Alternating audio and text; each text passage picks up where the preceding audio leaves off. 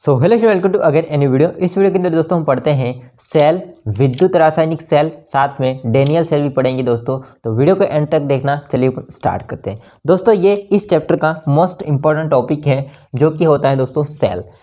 आखिरकार सेल होता क्या है दोस्तों? सेल एक ऐसी डिवाइस होती है या युक्ति होती है जो विद्युत ऊर्जा को रासायनिक ऊर्जा और रासायनिक ऊर्जा को विद्युत ऊर्जा में परिवर्तित करती है, तो उसको हम कहते हैं सेल। अगर आप लोग डेफिनेशन लिखना चाहते हैं लिख सकते हैं कि वह युक्ति, वह डिवाइस जो विद्युत ऊर्जा को रासायनिक ऊर्जा और रासायनिक ऊर्जा को विद्युत ऊर्जा में परिवर्तित करती है, तो उसे हम क्या कहते हैं दोस्तों? सेल कहते हैं।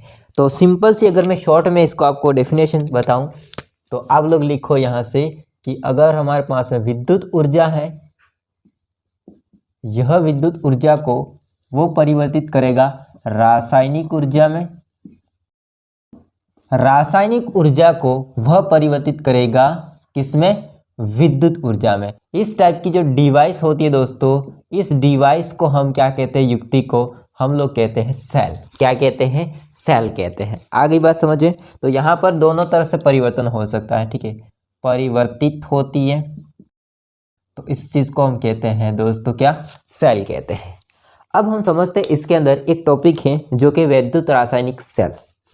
नेक्स्ट टॉपिक आ जाता है विद्युत रासायनिक सेल। इसको क्या बोलते हैं? Electrochemical cell. दोस्तों यह जो सेल होता है, यह सेल रासायनिक ऊर्जा को विद्युत ऊर्जा में परिवर्तित करता है। ये इस प्रकार का जो सेल होता है दोस्तों, विद्युत रासायनिक सेल, यह क्या करता है? रासायनिक ऊर्जा को किसमें परिवर्तित करता है? विद्युत ऊर्जा में परिवर्तित करता है। तो इस प्रकार के सेल को हम कहते हैं विद्युत रासायनिक सेल। रासायनिक ऊर्जा को विद्युत ऊर्जा में परिवर्तित करता है। आ गई बात समझे दोस्तों? तो दोस्तों विद्युत रासायनिक सेल का अच्छा सा एग्जाम्पल है, अच्छा सा उदाहरण है, वो है दोस्तों डेनियल सेल। कौन है? Daniell cell. तो आपको समझ में आ गया होगा कि डेनियल सेल भी रासायनिक ऊर्जा को विद्युत ऊर्जा में परिवर्तित करता है। अब हम समझते हैं कि डेनियल सेल के अंदर क्या होता है, डेनियल सेल को कैसे बनाते हैं, और डेनियल सेल के अंदर रेडॉक्स अभिक्रिया को हम समझते हैं दोस्तों। तो देखिए ध्यान से, ये जो सेल होता है दोस्तों, इसको बनाते कैसे हैं ये समझना आपको। इसको बनाने के लिए हम क्या करते हैं दोस्तों? एक बीकर के अंदर, ध्यान से समझना, इस चीज को मैं यहाँ पे बनाता, थोड़ा सा आगे इसको समझेंगे। तो इसको बनाने के लिए दोस्तों हम क्या करते हैं? एक बीकर में, इस बीकर में हम ZnSO4 का सॉल्यूशन लेते हैं। किसका लेते हैं? ZnSO4 का, यानी कि जिंक सल्फेट का हम लोग क्या करते हैं दोस्तों? विलयन लेते हैं। अब यहाँ पर किसी को सेल को अगर बनाना है तो यहाँ पे बनाने के लिए हम लोग क्या करते हैं? उसका विलयन लेते हैं। तो हमने यहाँ पर ले लिया दोस्तों ZnSO4 का विलयन। अब इस ZnSO4 के विलयन में जिंक की छड़ डाल देते हैं। इस ZnSO4 के विलयन में हम लोग क्या करते हैं दोस्तों? जिंक की छड़ डाल देते हैं। किसकी छड़ डाल देते हैं? जिंक की रॉड डाल देते हैं। तो यहाँ पर हमारे पास में जिंक की क्या हो जाती है दोस्तों? छड़ हो जाती है। आई बात समझे? अब दूसरी तरफ क्या करते हैं दोस्तों? एक दूसरा बीकर लेते हैं। दूसरा जो बीकर है, इसके अंदर दोस्तों हम लोग, ये दोनों बराबर ही होंगे, ठीक है। छोटा मोटा बन रहा था, आप लोग इसको समझ लेना। हालांकि ये दोनों कैसे होंगे? बीकर इक्वल्स होंगे, बराबर होंगे, ठीक है। तो इसके अंदर हम लोग जो सॉल्यूशन ले रहे हैं वो ले रहे हैं कॉपर सल्फेट का। किसका सॉल्यूशन ले रहे हैं दोस्तों? कॉपर सल्फेट का। अब दोस्तों इसके अंदर हम कॉपर की रॉड लगा देते हैं। किसकी रॉड लगा देते हैं? कॉपर की रॉड लगा देते हैं, ठीक है। तो ये चीज यहाँ पर पहले तो हो गई कंप्लीट कि एक अपना ये इलेक्ट्रोड बन गया। इसको बोलते हैं इलेक्ट्रोड, इलेक्ट्रॉन नहीं, इलेक्ट्रोड बोलते हैं इसको। मतलब किसी भी छड़ को विलयन के अंदर डुबो के रखना, इस चीज को बोलते हैं इलेक्ट्रोड। क्या बोलते हैं? इलेक्ट्रोड। तो एक इलेक्ट्रोड ये बन गया, एक इलेक्ट्रोड ये बन गया। आई बात समझ में? अब दोस्तों हम क्या करते हैं, इन दोनों के जोड़ने के लिए यहाँ पर हम दोस्तों एक सेतु लगा देते हैं, जो कि इसको कहा जाता है दोस्तों लवण सेतु। इसको क्या कहा जाता है दोस्तों, लवण सेतु। तो इसके बीच में हम एक यू आकार की ट्यूब लगा देते हैं, और इस यू आकार की जो ट्यूब होती है, इस ट्यूब को कहा जाता है लवण सेतु। इसके अंदर दोस्तों हम लोग क्या करते हैं, इसके अंदर दोस्तों हम लवण भरे होते हैं, जो कि इसके अंदर लवण भरे हो सकते हैं KCl या NH4NO3 लवण भरे होते हैं। एगार एगार के साथ उबाल करके इसको जेल भरा होता है इसके अंदर, ठीक है, एगार एगार इसके साथ में उबाल करके दोस्तों इसके अंदर जेल से भरी हुई यू आकार की ट्यूब होती है, जिसको लवण सेतु के नाम से जानता है। और इनको हम क्या करते हैं दोस्तों, इसको हम इन दोनों के बीच में रख देते हैं उल्टा करके, तो यहाँ पर ये दोनों कनेक्टेड हो जाते हैं। ओके, अब दोस्तों हम क्या करते हैं, इस छड़ और इस छड़ को एक तार के माध्यम से, एक तार के माध्यम से दोस्तों, एक तार के माध्यम से दोनों को जोड़ेंगे, दोनों को जोड़ेंगे दोस्तों ऐसे, ठीक है, दोनों को जोड़ेंगे ऐसे, और यहाँ पर लगा देते हैं बैटरी ऐसे, और इसके बाद में यहाँ पे वोल्ट मीटर लगा देते हैं, और इसको फिर यहाँ से कनेक्ट कर देंगे। ठीक है, ये कंप्लीट हो जाएगा दोस्तों। इसको कहा जाता है एनोड, इसको कहा जाता है एनोड, इसको कहा जाता है कैथोड। लेकिन यहाँ पर एक समझने की बात यह है कि इस सेल के अंदर, डैनियल सेल के अंदर ही ऐसा होता है, जो इसमें एनोड होता है वो दोस्तों होता है नेगेटिव, यानी कि ये होता है ऋणात्मक। कैसा होता है, ऋणात्मक, माइनस होता है। और जो कैथोड होता है वो होता है दोस्तों पॉजिटिव, धनात्मक होता है। ये उल्टा होता है बाकी सेल की तुलना में। हालांकि जो बेसिकली होते हैं सब सेल में, सभी सेल में वो एनोड पॉजिटिव होता है। आपको भी पता है कि एनोड हमेशा क्या होता है, पॉजिटिव होता है, और कैथोड हो क्या होता है, हमेशा नेगेटिव होता है। ये आपको भी पता है। लेकिन इसी सेल के अंदर उल्टा है कि एनोड नेगेटिव है और कैथोड क्या है, पॉजिटिव। इसका कारण क्या है वो मैं आपको आगे समझाऊंगा। ठीक है, इसका कारण क्या है वो मैं आप लोगों को आगे समझाऊंगा। फिलहाल इतना समझो कि यहाँ पर हमारे पास में क्या कंप्लीट हो गया है, डैनियल सेल कंप्लीट हो गया है। क्या कंप्लीट हो गया है दोस्तों, डैनियल सेल कंप्लीट हो गया है। ये है नेगेटिव, ये है पॉजिटिव। आई बात समझ में? ओके, ये वोल्ट मीटर है। ये क्या है, वोल्ट मीटर। ये विभव को मापने के लिए काम में आता है। ठीक है दोस्तों, इस प्रकार से हमने किसको बना दिया, डैनियल सेल को कंप्लीट बना दिया। क्या किया हम लोगों ने दोस्तों एक क्या ले ली, यहाँ पर 2 बीकर ले लिए। एक बीकर के अंदर जिंक सल्फेट का विलयन लगा दिया, और इसके अंदर हम लोगों ने दोस्तों जिंक की छड़ डाल दी। किसकी छड़ डाल दी, जिंक की छड़ डाल दी, और जिंक की छड़ से इलेक्ट्रोड तैयार कर दिया।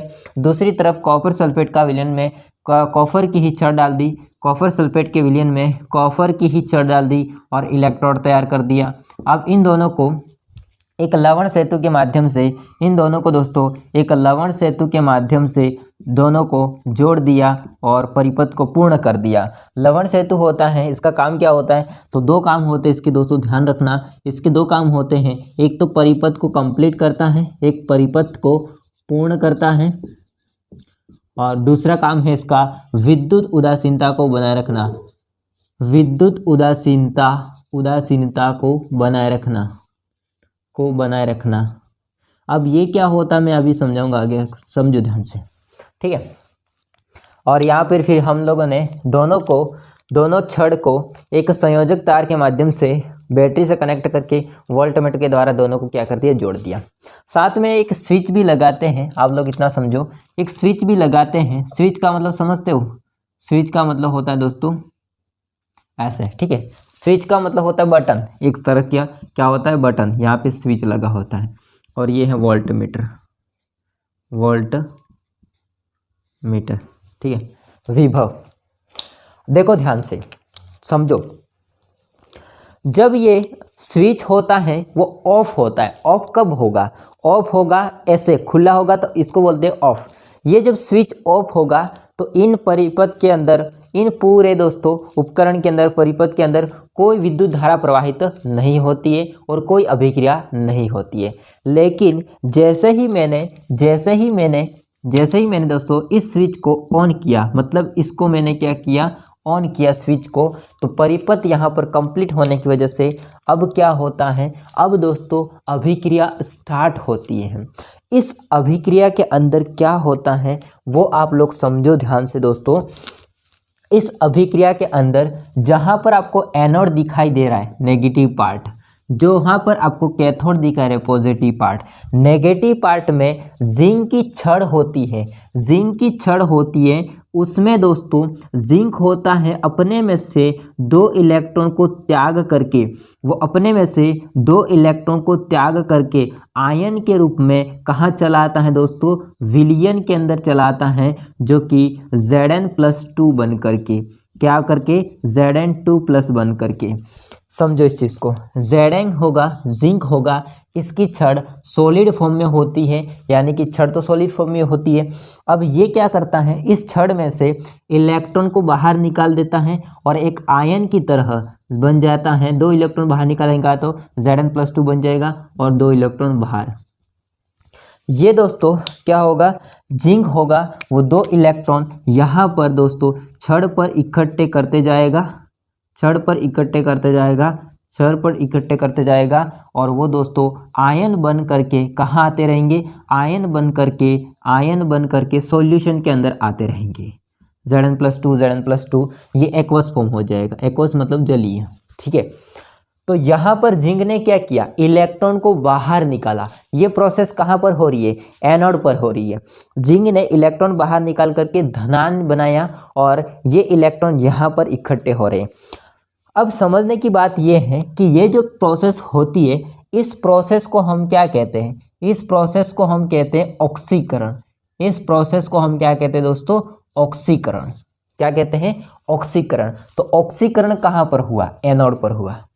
समझना ध्यान से, ये जो इलेक्ट्रॉन है ये इकट्ठे हो रहे हैं, तो ये दोस्तों आगे जाएंगे ऐसे, आगे जाएंगे ऐसे, किधर जाएंगे, वो जाएंगे कैथोड की ओर, क्योंकि यहाँ पर इलेक्ट्रॉन का काम ही वही होता है कि इलेक्ट्रॉन नेगेटिव है तो वो जाने की कोशिश करते हैं पॉजिटिव के पास में, यानी कि पॉजिटिव कहाँ आपका, इधर है, जो कि कौन है, जो कि कैथोड है, ठीक है।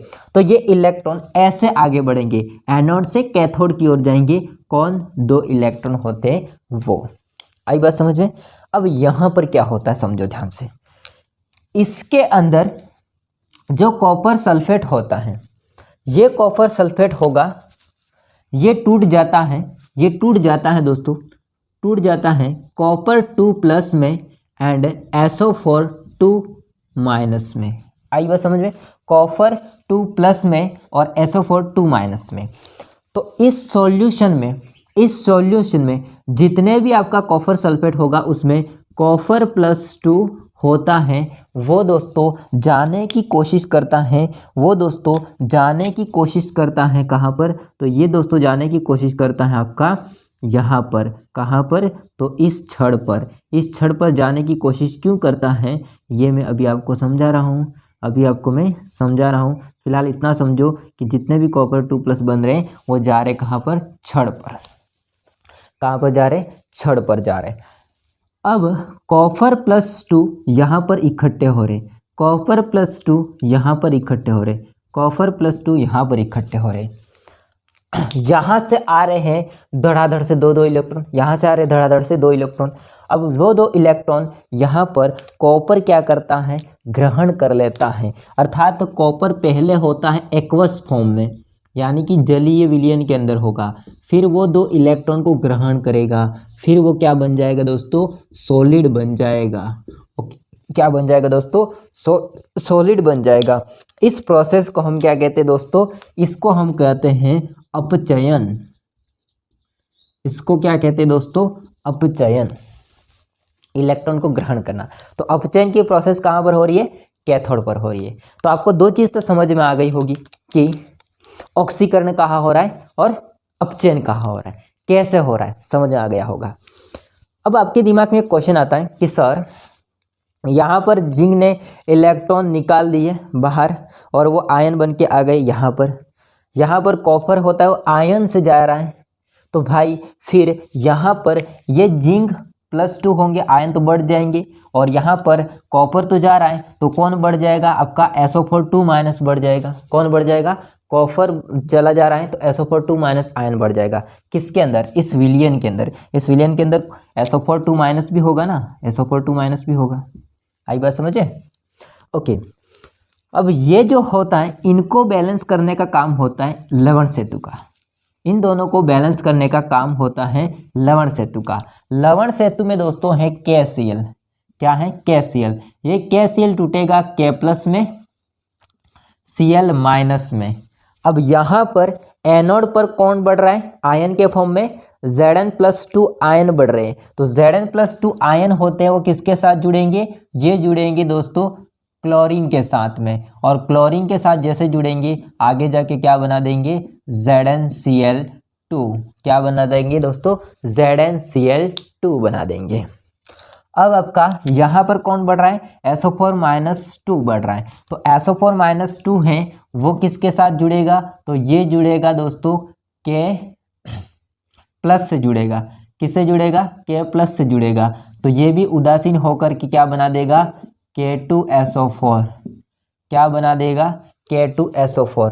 K2SO4 और ZnCl2 दोनों के दोनों यहाँ पर तली में आकर के क्या हो जाते हैं? बैठ जाते हैं। यहाँ पर तली में आकर के क्या होते हैं? बैठ जाते हैं। आई बात समझ में? ठीक है, यहाँ पर आकर के बैठ जाते हैं। अब आपके जो भी बढ़ रहे थे आयन वो क्या हो गए? खत्म हो गए। अब तो प्रोसेस होती रहेगी। अब इसमें कंडीशन क्या है? इसमें कंडीशन ये है दोस्तों कि ये अभिक्रिया कब रुकेगी। इसमें कंडीशन ये है कि ये अभिक्रिया कब रुकेगी। तो आपको ध्यान देने की बात है कि यहाँ से छड़ में से जिंक बाहर निकल रहे हैं। इसका मतलब ये जो छड़ होती है वो बाद में दोस्तों धीरे धीरे आप देखोगे तो धीरे धीरे ये जो छड़ होती है वो ख़त्म होती जाएगी। ये जो छड़ होती है वो क्या होती जाएगी दोस्तों? ख़त्म होती जाएगी। और यहाँ पर आपने ध्यान देने की बात ये है कि कॉपर होते हैं वो विलियन में से जा कर के वो छड़ पर क्या हो रहे? सॉलिड हो रहे। इसका मतलब ये जो छड़ होती है वो धीरे धीरे इसका दोस्तों यहाँ पर इसका आकार धीरे धीरे क्या होता है? बढ़ता जाता है, यानी कि धीरे धीरे मोटी होती जाती है। ये जो छड़ होती है वो धीरे धीरे क्या होती है दोस्तों? मोटी होती जाती है। तो ये जैसे ही ख़त्म हो जाएगी जिंक की छड़, और ये जैसे ही पूरी तरह से ख़त्म हो जाएगी तो यहाँ से इलेक्ट्रॉन जाना ही बंद हो जाएंगे। इलेक्ट्रॉन जाना ही बंद हो जाएंगे तो अपने आप अभिक्रिया होती है ऑक्सीकरण और अपचयन की, वो रुक जाती हैं। वो क्या होती है दोस्तों? रुक जाती हैं। अब आपने एक नोटिस किया बात कि इलेक्ट्रॉन कहाँ जा रहा है? एनोड से कैथोड की ओर जा रहा है। जिस दिशा में इलेक्ट्रॉन जा रहा है उसके विपरीत दिशा में विद्युत धारा बहती है। उसके विपरीत दिशा में क्या बहती है दोस्तों? विद्युत धारा बहती है। आई बात समझ में? तो ये होता है पूरा प्रोसेस डैनियल सेल का। ये पूरा प्रोसेस होता है दोस्तों डैनियल सेल का। तो आपको सारा समझ में आ गया लवण सेतु के काम क्या होते हैं। एक तो परिपथ उसने पूर्ण किया, दूसरी बात विद्युत उदासीनता को बनाए रखना। इसका मतलब समझे? इसका मतलब जो भी आयन बढ़ रहे थे उसको उसने बैलेंस किया, उदासीन किया। इसको ही बोलते हैं विद्युत उदासीनता को बनाए रखना। इसके अलावा मैंने एक आपको बोला था कि ये नेगेटिव क्यों है और ये पॉजिटिव क्यों है। देखो यहाँ पर छड़ पर इकट्ठे कौन हो रहे? इलेक्ट्रॉन इकट्ठे हो रहे, और इलेक्ट्रॉन कैसे होते हैं? नेगेटिव होते हैं। और दोस्तों ये जो पूरी छड़ होती हैं वो पूरी कैसी हो जाती है? ऋणात्मक हो जाती है। इसी कारण से एनोड होता है वो कैसा होता है? नेगेटिव होता है। अब यहाँ पर समझो इस सॉल्यूशन में से कॉपर 2+ होता है इस छड़ पर क्या हो रहा है? जा रहे। मतलब कि पूरा यहाँ पर छड़ पर क्या हो रहा है? जो कॉपर 2+ धनायन है वो इकट्ठे हो रहे। तो ये जो छड़ होती है पूरी कैसी हो जाती है? धनावेशित हो जाती है। अर्थात आपका ये कैथोड कैसा होगा? पॉजिटिव होगा। इसी कारण से ये दोनों उल्टे होते हैं यहाँ पे। आई बात समझ में? अब जो विभव होता है इसका काम क्या होता है? तो ये विभव होता है वो दोस्तों यहाँ से जो भी आयन जाएगा सॉल्यूशन के अंदर, सॉल्यूशन से इलेक्ट्रॉन हो तो वो जाएगा सॉल्यूशन के अंदर। मतलब कुल मिला के सॉल्यूशन और जो आपका छड़ होती है और इलेक्ट्रॉन होता है उनके बीच में जो विभव उत्पन्न होगा इसको ये मापने का काम करता है। ये क्या होता है मैं आपको आगे बताऊंगा अभी। ठीक है, तो आप लोग समझ चुके होंगे ऑक्सीकरण की रिएक्शन कहाँ होती है? एनोड पर, और अपचयन की रिएक्शन कहाँ होती है? कैथोड पर। अब मैं आपको पूरी रिएक्शन बताता हूँ जिसको हम कहा जाते हैं दोस्तों संपूर्ण रिएक्शन। संपूर्ण रिएक्शन, संपूर्ण अभिक्रिया।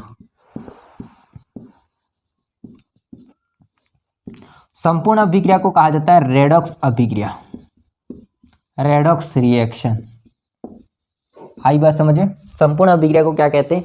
रेडॉक्स अभिक्रिया, क्योंकि ऑक्सीकरण और अपचयन दोनों किस क्या कहते हैं दोस्तों? रेडॉक्स अभिक्रिया कहते हैं, साथ साथ चलती है इसको। जिंक पहला था आपका सॉलिड फॉर्म में, कॉपर पहला था आपका एक्वस फॉर्म में 2+, इसने इलेक्ट्रॉन बाहर निकाला तो ये हो जाएगा जिंक 2+ एक्वस फॉर्म में, प्लस कॉपर ने इलेक्ट्रॉन को ग्रहण किया तो ये कॉपर हो जाता है सॉलिड फॉर्म में। कैसा हो जाएगा? सॉलिड फॉर्म में। तो ये पूरी संपूर्ण अभिक्रिया कहलाती है दोस्तों, ये पूरी संपूर्ण अभिक्रिया कहलाती है दोस्तों रेडॉक्स अभिक्रिया, या इसको बोलते हैं सेल अभिक्रिया। आई बात समझ में? तो दोस्तों आप लोग इतना स्क्रीनशॉट ले लो, फिर आगे हम लोग और समझते हैं इसको। दोस्तों अब हमको थोड़ी बहुत यहाँ पर डेफिनेशन याद रखनी है जो कि इंपॉर्टेंट है वो, बाकी इसके बारे में तो आप लिख सकते हो जैसे मैंने आपको समझाया वैसे। दोस्तों ये है इलेक्ट्रोड क्या होता है। पहली बात तो इलेक्ट्रोड क्या होता है तो समझना ध्यान से। धातु की एक छड़ होती है, धातु की एक रॉड होती है जो किसी विलयन के संपर्क में रहती है, जिसको हम किसी विलयन के संपर्क में रखते हैं। ठीक है, तो इसको कहा जाता है इलेक्ट्रोड। इसको क्या कहते हैं दोस्तों? इलेक्ट्रोड कहते हैं। ठीक है, अब समझते हैं इलेक्ट्रोड विभव क्या होता है, इलेक्ट्रोड पोटेंशियल क्या होता है। विलयन के संपर्क में आने पर धातु, विलयन के संपर्क में आने पर धातु विलयन को इलेक्ट्रॉन देता है। यहाँ से दोस्तों देखो, यहाँ से इलेक्ट्रॉन छड़ में से निकले हैं, मतलब कि आप समझ चुके होंगे कि ये जो Zn+2 आयन आए हैं, लेकिन वो इलेक्ट्रॉन निकलने से ही आए हैं, और वो इलेक्ट्रॉन कहाँ पर है? छड़ पर इकट्ठे हुए, और वो छड़ कहाँ पर है? विलयन के अंदर है। इसका मतलब संपर्क में कहाँ है? विलयन के संपर्क में ही इलेक्ट्रॉन। तो इलेक्ट्रॉन देता है विलयन को, जिसमें एक प्रकार का विभव उत्पन्न होता है। जो ये इलेक्ट्रॉन है और विलयन है उसके बीच में एक विभव उत्पन्न होता है, एक पोटेंशियल उत्पन्न होता है दोस्तों। इस चीज़ को हम बोलते हैं उस धातु का इलेक्ट्रोड विभव। इस विभव को हम क्या कहते हैं? उस धातु का इलेक्ट्रोड पोटेंशियल अर्थात इलेक्ट्रोड विभव कहते हैं। अगर ये चीज़ इलेक्ट्रोड विभव ये कर मानक स्थिति पर हो, मानक मतलब यहाँ पर 298 केल्विन तापमान और एक वायुमंडलीय दाब जब होता है, साथ में इकाई सांद्रता होगी, तो उसमें दोस्तों इस चीज़ को इलेक्ट्रोड विभव को कहा जाता है मानक इलेक्ट्रोड विभव। अगर स्टैंडर्ड है, मानक है, फिक्स है 298 केल्विन ताप और एक वायुमंडलीय दाब और एक इकाई सांद्रता पर देखा जाए विभव जो उत्पन्न हो रहा है, इसको कहा जाता है मानक इलेक्ट्रोड विभव, स्टैंडर्ड इलेक्ट्रोड पोटेंशियल। ठीक है, मानक इलेक्ट्रोड विभव होता है, इसको दर्शाते कैसे हैं समझना ध्यान से। इसको हम लोग दोस्तों कहते हैं ई सेल नॉट। ठीक है, ई सेल नॉट। इसको कैसे लिखते हैं? तो इसको लिखेंगे दोस्तों मानक इलेक्ट्रोड विभव बराबर E cathode minus E anode. मैं इसको मिटा रहा हूं, बाद में आप समझ लेना। ठीक है, यहां पे आ जाएगा दोस्तों कैथोड विभव, कैथोड का विभव, यहां पे जो उत्पन्न हो रहा है उसका विभव, माइनस एनोड का विभव, माइनस एनोड का विभव उस साइड। ठीक है, इसको लिख सकते दोस्तों ऐसे, ऊपर ही लिख देता हूं मैं, आप लोग समझ जाना। मानक इलेक्ट्रोड विभव को लिख सकते हैं ई नॉट सेल बराबर E cathode, E cathode minus E anode. ये भी नॉट होंगे शायद, क्योंकि यहाँ पे मानक स्थिति पर है इसलिए। ठीक है, अब यहाँ पर एक बात समझना ध्यान से, वो है दोस्तों कि अगर मैं किसी एक इलेक्ट्रोड का, मतलब मुझे इसका इलेक्ट्रोड का, अगर मुझे यहाँ पर इस इलेक्ट्रोड का निकालना है मान, ठीक है, तो दोस्तों इसका विभव होता है वो हम एक इलेक्ट्रोड का नहीं निकाल सकते। एक इलेक्ट्रोड का विभव का मान हम नहीं निकाल सकते दोस्तों। ऐसा इसलिए होता है दोस्तों क्योंकि अगर आप इसका निकालने जाओगे तो यहाँ पर दोस्तों इसमें भी विभव उत्पन्न होगा, इसमें भी विभव उत्पन्न होगा, तो विभव में कहीं न कहीं क्या होती है? गड़बड़ी आती है। अब आप एक काम करो, किसी एक इलेक्ट्रोड का विभव होता है, इसको फिक्स मान लो, मानक इलेक्ट्रोड विभव मान लो, और किसी एक का निकालना चाहते हैं तो ऐसे कर सकते हैं। तो एक बात ध्यान रखना, इंपॉर्टेंट बात है, किसी एक इलेक्ट्रोड का विभव नहीं निकाला जा सकता है। इस कंडीशन में दोस्तों मानक इलेक्ट्रोड विभव का यूज करते हैं, जो कि दोस्तों इसमें आता है हाइड्रोजन इलेक्ट्रोड विभव। यह हालांकि ये भी एक इलेक्ट्रोड होता है, हाइड्रोजन इलेक्ट्रोड विभव। इसका जो मान होता है वो 0 होता है, विभव का मान होता है वो कैसा होता है, 0 होता है। अब इसके विभव का मान 0 है तो मुझे क्या करना होगा, इसकी जगह पर इसको लगाना होगा। तो दोस्तों इसका मान तो 0 हो जाएगा, मतलब इसका मान तो यहाँ पे 0 हो जाएगा। अब मुझे इसका अगर विभव निकालना है तो मैं आराम से निकाल सकता हूँ, लेकिन दोस्तों अगर मुझे इसका निकालना है तो इसकी जगह पर मैं कोई मानक इलेक्ट्रोड विभव को लगा दूंगा, जिसका विभव फिक्स होगा, 0 होगा। और दोस्तों मुझे फिर इसका विभव जो निकालना है उसको मैं निकाल सकता हूँ। लेकिन दोस्तों हम दोनों को साथ में, यानी कहने का मतलब मुझे एक एक करके दोनों को निकालना है, ऐसे ही तो ये नहीं ज्ञात कर सकते हैं। आई बात समझ में? तो हमको मानक इलेक्ट्रोड की जरूरत पड़ेगी, हाइड्रोजन इलेक्ट्रोड की जरूरत पड़ेगी, और इसका विभव कितना होता है, 0 होता है। ठीक है, अब एक लास्ट है पॉइंट जो कि होता है सेल का प्रदर्शन। देखो जैसे मैंने सेल लिखा है, डेनियल सेल, इस डेनियल सेल को मैंने बनाया है और जो हो रहा है चीज़ लिखी है, तो डेनियल सेल को प्रदर्शित कैसे करेंगे, तो हम लिखेंगे डेनियल सेल का प्रदर्शन।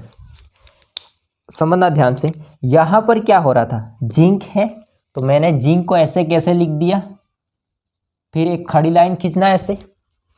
इसके बाद में क्या हुआ, जिंक 2+ हुआ है, इसके बाद में जिंक हुआ है 2+ हुआ है। ठीक है, इसके बाद में नेक्स्ट क्या है, तो नेक्स्ट है लवण सेतु। लवण सेतु के लिए ऐसे 2 डंडे खींच देने, आपको सीधे आएंगे। ठीक है, इसके बाद में कॉपर 2+ है, कॉपर 2+ है, और इसके बाद एक डंडा खींचना और लास्ट में कॉपर बन रहा है, तो ये कुछ ऐसा हो जाएगा। ये पहले सॉलिड था, एक्वस हुआ, ये एक्वस था और सॉलिड हुआ। आई बात समझ में? तो दोस्तों ऐसे हम लोग डेनियल सेल का प्रदर्शन करते हैं। दोस्तों ये चीज़ आपको समझ में आ चुकी होगी, आई होप को सारा समझ में आया होगा। वीडियो पसंद आया तो लाइक करना, चैनल को सब्सक्राइब नहीं कर देना। मिलते हैं नेक्स्ट वीडियो में, तब तक के लिए जय हिंद, वंदे मातरम।